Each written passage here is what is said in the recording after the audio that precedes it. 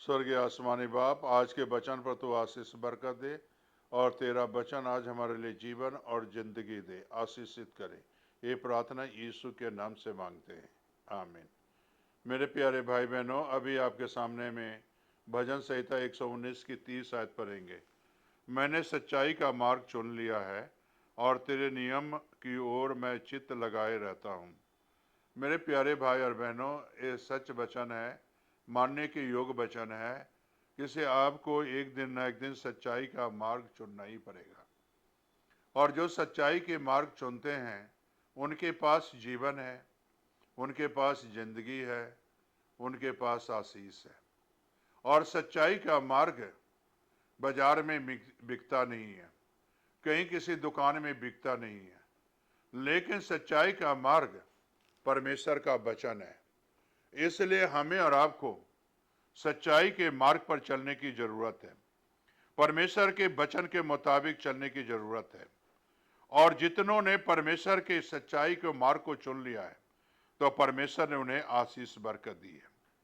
और जो है उनके नियम को अपने चित्त पर लगाए रहते हैं, अपने दिल पर बैठा लेते हैं और कभी भी अपने जीवन से अलग नहीं करते। तो सच्चाई का मार्ग यीशु है, सच्चाई का मार्ग यीशु है और सच्चाई का रास्ता भी यीशु है। और जब यीशु जो है चुनता है तो उन्हें पाप के रास्ते पर नहीं लेके जाता, गुनाह के रास्ते पर नहीं लेके जाता, बर्बादी के रास्ते पर नहीं लेके जाता। जब यीशु चुनता है, सच्चाई के रास्ते पर जो चलते हैं उन्हें जब चुन लेता है तो गुनाह से छुटकारा दिला देता है, पाप से छुटकारा दिला देता है और उन्हें जीवन का मार्ग दिखलाता है, जिंदगी का रास्ता दिखलाता है और जीवन का रास्ते पर लेके चलता है।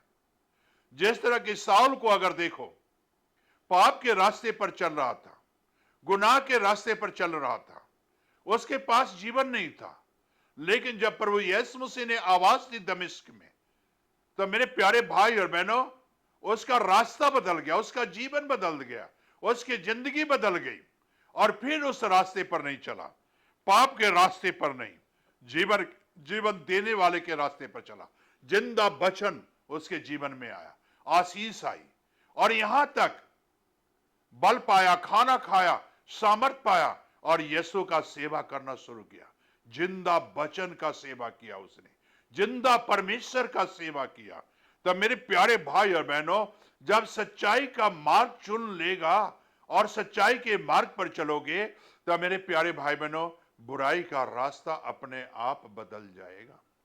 बुराई के रास्ते पर नहीं चलोगे, बल्कि एक अच्छा जीवन गुजारोगे।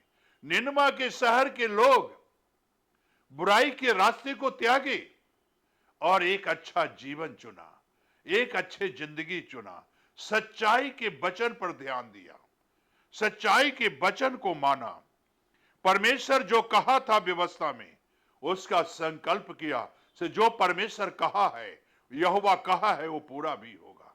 तो मेरे प्यारे भाई और बहनों, ये सच वचन है, मानने के योग्य वचन है कि इसे गंधक और आग गिरने वाला है और एक दिन दुनिया नाश होगा। नाश होगा तो इससे पहले अपने बचाव का उपाय कर ले। परमेश्वर चाहता है आप सच्चाई को जाने, और सच्चाई को जानोगे तो सच्चाई आपके सारे गुनाहों से आजाद कर देगा। सच्चाई आपको आजाद करना चाहता है। क्या आजाद होना चाहते हो? तो प्रार्थना करो।